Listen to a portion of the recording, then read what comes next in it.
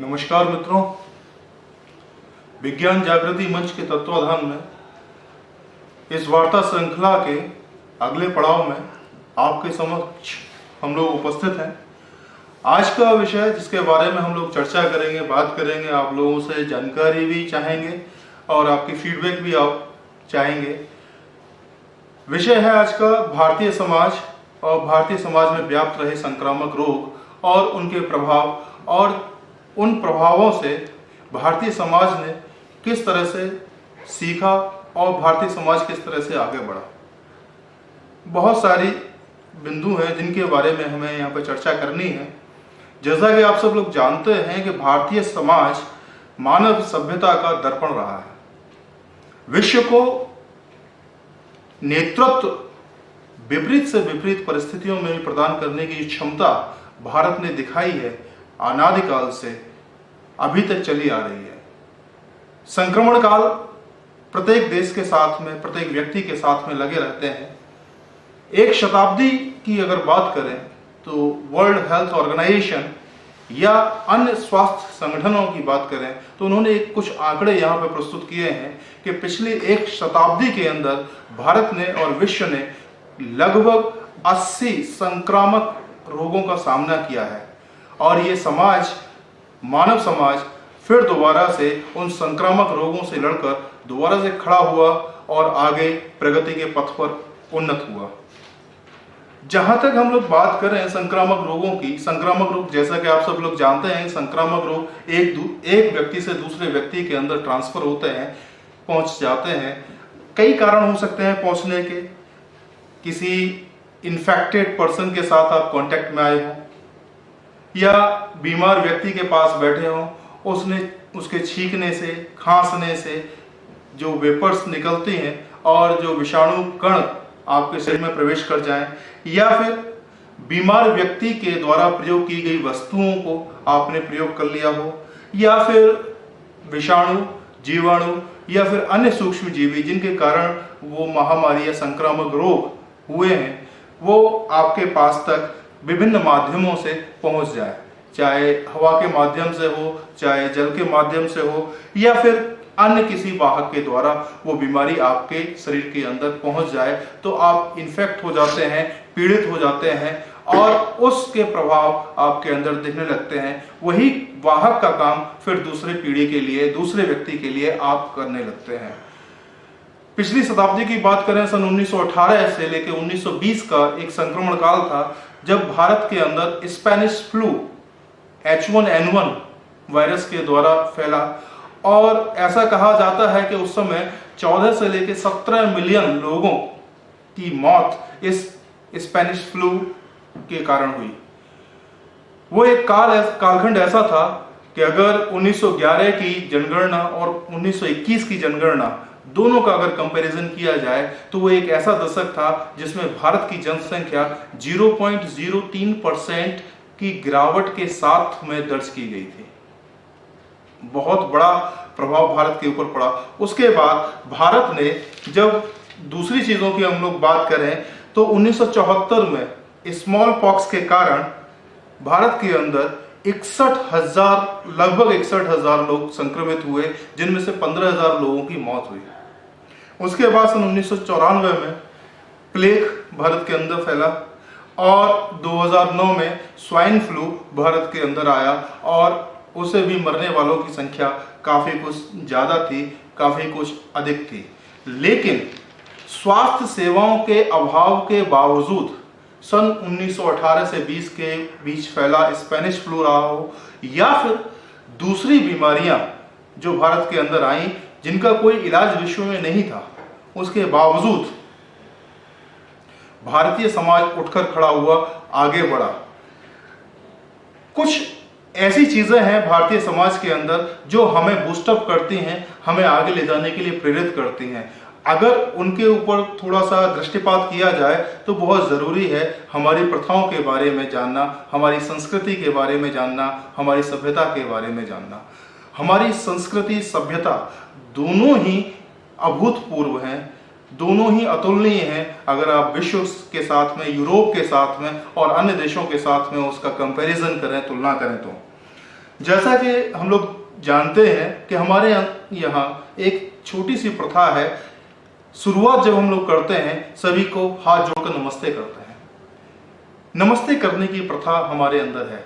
इसका सीधा सीधा कारण यही है कि हम व्यक्ति के सीधे संपर्क में आने से बचते हैं, लेकिन उसके साथ साथ सभी शक्तियों को केंद्रित करके उसके सामने नतमस्तक हैं, उसको नमस्कार करते हैं, अपना समर्पण भी दर्ज कराते हैं, लेकिन उसके साथ में जो लगे हुए संक्रामक रोग हैं उनसे भी अपने आप को बचाते हैं।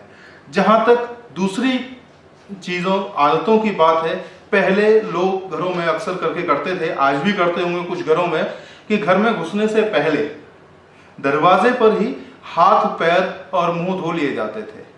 कुछ घरों में मैंने देखा है कि व्यक्ति अस्पताल जाता है, क्योंकि अस्पताल का माहौल जो होता है बीमारियों से घिरा रहता है। वहां तरह तरह के जीवाणु विषाणु जनित बीमारी जनित लोग आते हैं, डॉक्टर से परामर्श लेते हैं और फिर वो वापस जाते हैं। यानी कहने का मतलब है वहां पर संक्रमण की मात्रा ज्यादा होती है। उस परिस्थिति को अगर देखा जाए तो ये घर में घुसने से पहले हाथ पैर धोना, मुंह धोना और यहाँ तक कि स्नान करना और उन कपड़ों को भी बदल देना, ये हमारे प्राचीन भारत की परंपरा रही है और आज भी कई परिवारों में इसका उपयोग हम लोग करते आ रहे हैं। बहुत सारी चीजें हैं हमारे भारतीय समाज में। बेहतर जीवन पद्धति है। दिन जब शुरू होता है तो हम लोग योग, प्राणायाम और ईश्वर साधना के साथ दिन की शुरुआत करते हैं।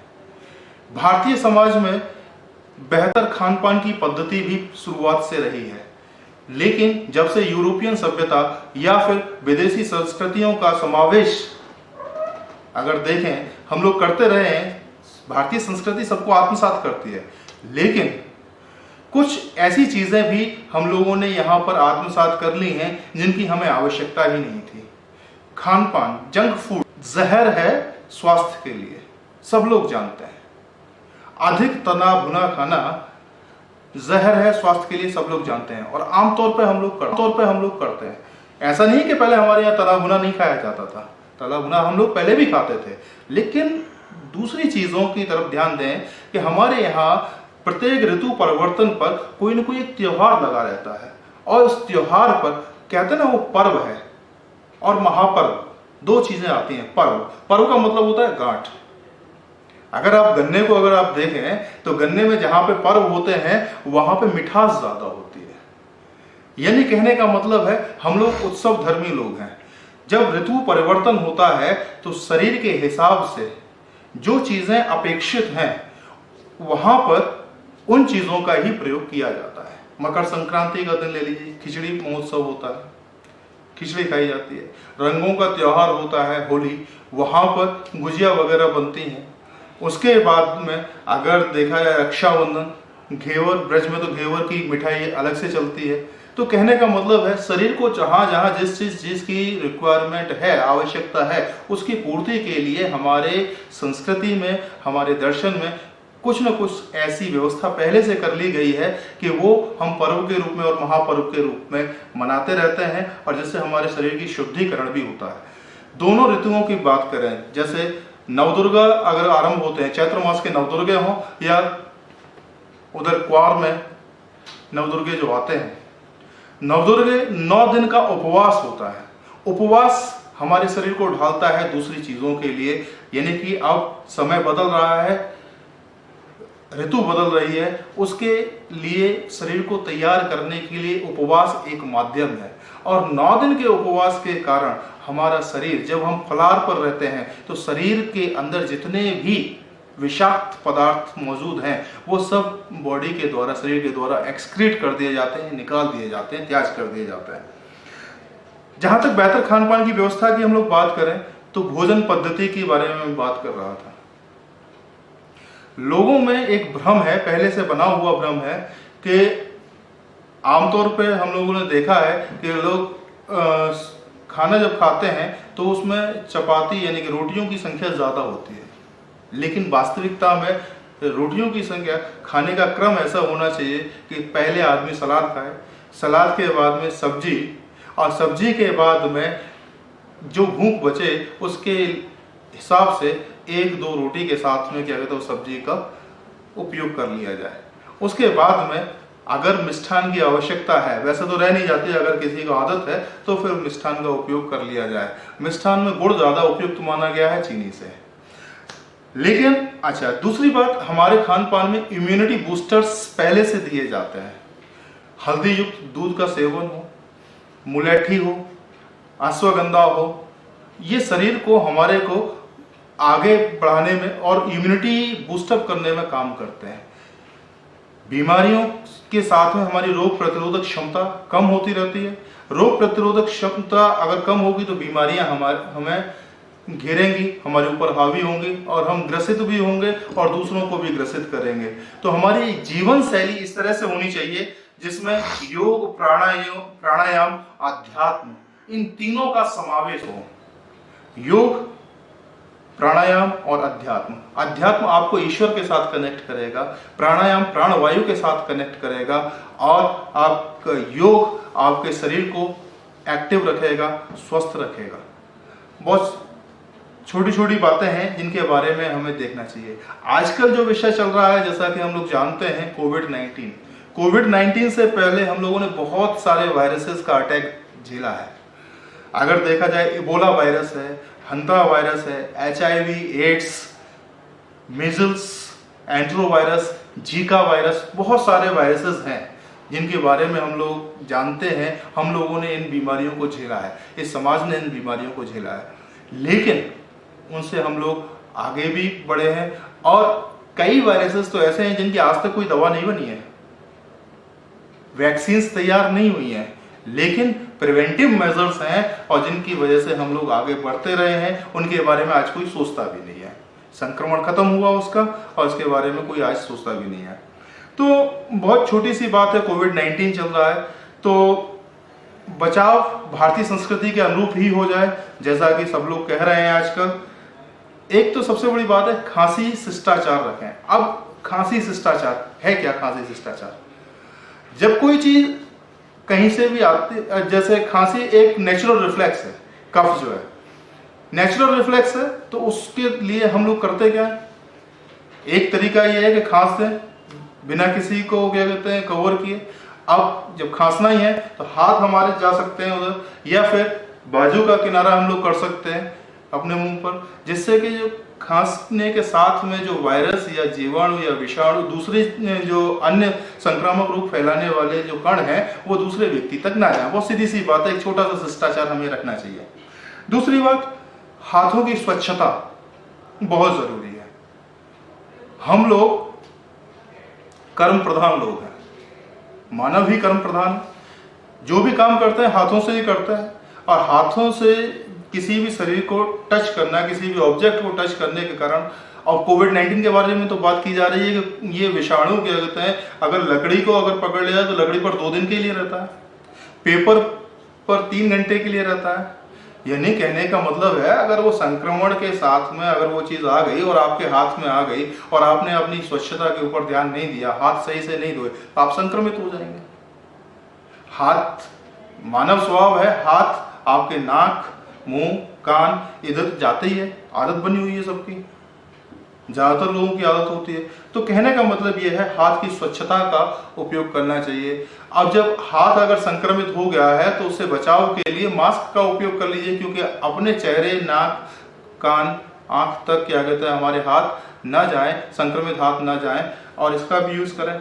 और साथ के साथ इम्यूनिटी बूस्टर्स का उपयोग करें, चाहे हल्दी हो, चाहे लहसुन हो, मुलेठी हो, चाहे आपके क्या कहते हैं बहुत सारी चीजें, विटामिन सी के स्रोत हैं, फल हैं।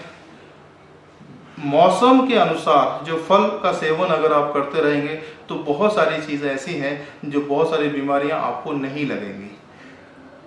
दूसरी और चीजों के बारे में हम लोग जानकारी करें, देखें अभी क्या हुआ, लॉकडाउन खुल गया है। भारतीय समाज जो आज की परिप्रेक्ष्य में अगर हम लोग देखें, जनसंख्या विस्फोट है। अगर आप किसी शॉप पर खड़े हैं तो व्यक्ति पीछे से आ रहा है तो उसे कभी कभी तो ऐसा देखने को मिलता है, उसे सब्र ही नहीं है, वो आगे की तरफ जाता है। आगे की तरफ जाने की प्रवृत्ति है, ठीक है, लेकिन कम से कम इस चीज का ध्यान रखें, जो सामाजिक दूरी है उसका पालन हम लोग अवश्य करते रहें। इस चीज़ का हमें ध्यान देना चाहिए। जनसंख्या विस्फोट है, सड़कों पर भीड़ काफ़ी है, सड़कें उतनी ही हैं, लोग निकलेंगे, सभी लोग बाहर निकलेंगे, लेकिन फिर भी हमें मानसिक रूप से सामाजिक दूरी बनाए रखने के लिए तैयार रहना पड़ेगा। सीधी सी बात, मैं कुछ शब्दों में अपनी वाणी को विराम देने की कोशिश करूंगा। बहुत सीधी सी बात है, पूरा विश्व हमें देख रहा है। विश्व गुरु हमको माना गया है शुरुआत से, और आज की स्थिति ये है कि जो सुपर पावर्स, अपने आप को सुपर पावर्स कहते थे, अंतरिक्ष पर जिनका राज हुआ करता था, वो कहते थे ना कि सैटेलाइट हमारे पास ऐसे ऐसे हैं कि अंतरिक्ष से हम हर जगह का देखभाल कर सकते हैं, पूरे विश्व को हम लोग कंट्रोल कर सकते हैं। अंतरिक्ष स्पेस वॉर्स की कल्पनाएं की जाने लगी थी, लेकिन उन सुपर पावर्स को आज आपने देखा है कि वो औंधे मुंह पड़े हुए हैं और हमारी तरफ देख रहे हैं कि अगर ये कांटा अगर कहीं से निकलेगा तो हमारे हाथों से ही निकलेगा। विश्व को ये कांटा मिल तो गया है, चाहे किन्हीं कारणों से मिला हो, लेकिन कांटा हमें ही निकालना है। ये कांटा जो निकलेगा हमारे हाथों से ही निकलेगा। दूसरी बात, एक कविता की कुछ पंक्तियां हैं। तुम्हारी आंख क्यों नम है, तुम्हारी आंख क्यों नम है, यहां पानी बहुत कम है। तुम्हारी आंख क्यों नम है, यहां पानी बहुत कम है। बताओ विश्व को अब तुम, इसी भारत में ही दम है, इसी भारत में ही दम है।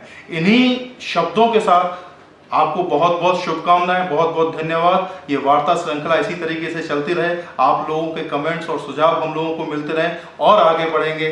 बहुत बहुत धन्यवाद, बहुत बहुत शुभकामनाएं।